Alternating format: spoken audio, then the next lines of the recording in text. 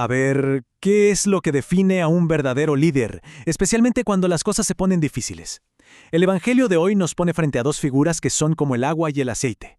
El pastor, que lo da todo por su rebaño, y el asalariado, que a la primera de cambio sale corriendo. Vamos a meternos de lleno a analizar qué los diferencia y cómo este modelo de liderazgo, el del pastor, que inauguró Cristo, se convirtió en la base sobre la que se construyó toda la iglesia. Comencemos. Miren, todo arranca con esta frase de Jesús en el Evangelio de Juan. Y esto no es solo una imagen bonita, ¿eh? Aquí se está estableciendo un tipo de autoridad completamente nuevo. Una autoridad que no se basa en el poder, sino en el sacrificio. Este es, digamos, el estándar, el ADN de liderazgo que Jesús les deja a sus apóstoles y que va a definir la misión de la iglesia a lo largo de los siglos. Y aquí es donde la cosa se pone súper clara. Miren esta comparación. Para el pastor, su vida está totalmente ligada a las ovejas. Son parte de quién es él.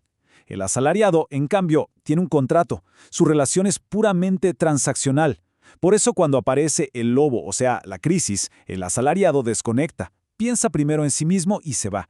Es la mentalidad de quien no tiene raíces, de quien solo responde ante su propio bolsillo. Y esto se pone todavía más interesante si vemos la palabra original en griego. Kormistotos. No habla de un simple empleado, habla de un mercenario, alguien sin lealtad, sin una conexión real o histórica con el rebaño. Su único vínculo es la paga. Esto hace que la crítica sea aún más profunda hacia un liderazgo sin compromiso o hacia una fe vivida por la libre, sin sentir que se pertenece a un cuerpo, a una comunidad con historia. Bueno, muy bonito el concepto de pastor, pero ¿cómo se ve eso en la vida real, sobre todo en los inicios de la iglesia? Para eso, vámonos con el apóstol Pedro, el primer pastor después de Cristo, en un momento clave que definió cómo la autoridad de los apóstoles guiaría al rebaño a través de la historia. A ver, tratemos de imaginar la escena. Pedro está en un lío tremendo. Básicamente se enfrenta a lo que hoy llamaríamos una crisis institucional de marca mayor. Un grupo importante de la iglesia en Jerusalén lo acusa de violar una norma sagrada. Y ojo, esto no es un chisme de pasillo. Es un choque frontal sobre quién tiene la autoridad para decir cuál es la voluntad de Dios y dónde están los límites de la comunidad. Pero la forma en que Pedro se defiende, ¡wow! Es una clase maestra de cómo funciona la autoridad pastoral. Fíjense que no llega y dice, se hace así porque yo soy el jefe. Para nada. Al contrario, le rinde cuentas a la comunidad. Describe su proceso, paso a paso. Primero, una revelación de Dios. Segundo, una orden directa del Espíritu. Y tercero, una prueba que todos pueden ver. Este método se convierte en el manual de instrucciones para la iglesia. No se trata de la interpretación personal y aislada de alguien, sino de un acto de obediencia que luego se comparte y se confirma en comunidad. Así es como se fue transmitiendo la fe. Y con esta pregunta, ¡pum!, jaque mate. Es la humildad del pastor en su máxima expresión. Lo que Pedro está haciendo aquí es súper importante. Está sentando las bases de la sucesión apostólica. Está diciendo, básicamente, que la autoridad no es para inventarse reglas propias, sino para discernir y obedecer lo que Dios está haciendo. Con esto, no solo calma la crisis, sino que establece esa cadena histórica de autoridad. Una línea de líderes que, como él, deben guiar al rebaño, pero no según su capricho, sino obedeciendo a Dios dentro de la comunidad. Ok, a lo mejor estamos pensando, bueno, todo eso de Pedro y la autoridad suena muy bien para los papas y los obispos, pero ¿y la gente común y corriente? Pues justamente para eso existe la iglesia, esa comunidad histórica que Pedro ayudó a forjar, para cuidar y reconocer ese corazón de pastor en todos. Y para muestra, un botón. Vamos a conocer a Santa Cita. La vida de Cita, como podemos ver aquí, no fue nada fácil, pura sencillez y mucho trabajo duro.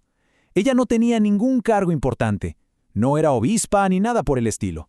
Pero, y este es un gran pero, ella vivió el espíritu del buen pastor en su rutina diaria. Es la prueba viviente de que esa santidad, ese ADN de pastor, corre por las venas de toda la iglesia, no solo de la jerarquía. Para Cita, el lobo no era un animal claro, era la humillación de todos los días, el maltrato. Y su reacción no fue la del asalariado, que sería quejarse, hacer las cosas de mala gana o simplemente irse. No, ella reaccionó como un pastor, se quedó, cuidó la paz de esa casa y ofreció su vida en esos pequeños actos de amor. Entendió que era parte de algo más grande que sus problemas personales. ¡Qué frase tan potente! El trabajo es una forma de oración. O sea, Sita hizo de su cocina, de sus escobas, su propia catedral. Su vida nos enseña que la tradición de la iglesia no es un libro de reglas viejas, sino una sabiduría que está viva, que nos permite transformar lo más aburrido, lo más ordinario, en algo extraordinario. Y la comunidad a su alrededor, la gente de Lucas, se dio cuenta de esto y la reconoció como santa, mostrando cómo toda la iglesia cuida y celebra estos ejemplos. Ok, ya vimos a Pedro, ya vimos a Sita. Pero estas historias no son para un examen de historia, ¿eh? Son un espejo. Un espejo que nos obliga a preguntarnos cómo vivimos nuestra fe. Como individuos aislados, como si fuéramos mercenarios, o como parte de una comunidad con historia.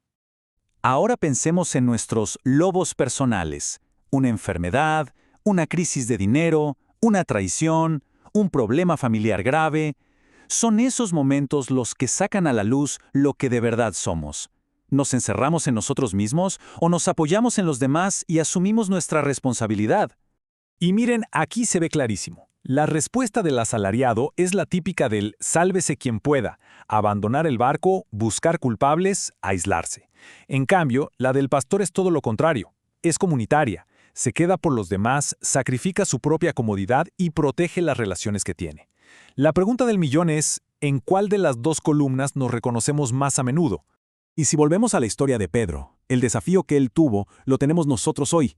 ¿Qué etiquetas le ponemos a la gente? ¿Pagano, conservador, progre o quizás cosas más sutiles como pensar que la tradición es anticuada o que la comunidad no sirve para nada? Esos prejuicios son muros que nos impiden ver el valor de la estructura comunitaria que nos sostiene, del rebaño al que pertenecemos. Bueno, basta de reflexión. Vamos a la acción. ¿Cómo podemos empezar a tener un corazón de pastor, pero de verdad, hoy mismo, ahora mismo? Aquí van 3 pasos bien concretos. Primero, enfrentar al lobo. Tener esa conversación difícil que venimos pateando para adelante. No huir. Segundo, romper una etiqueta mental. Como hizo Pedro, elegir a alguien que solemos juzgar y, a propósito, encontrarle algo bueno. Y tercero, ofrecer el trabajo de todos los días, como Sita. Elegir una tarea que nos parece aburridísima y hacerla con amor, como si fuera una ofrenda silenciosa. Y así llegamos al final, pero la pregunta queda en el aire y resuena mucho más allá de este momento. Cada día nos trae un nuevo desafío, un nuevo lobo, y la decisión es nuestra, responder como un mercenario aislado que solo busca su propio interés, o como un pastor que se mantiene firme por amor a su gente y a su historia. Al final del día, esa decisión es la que nos define por completo.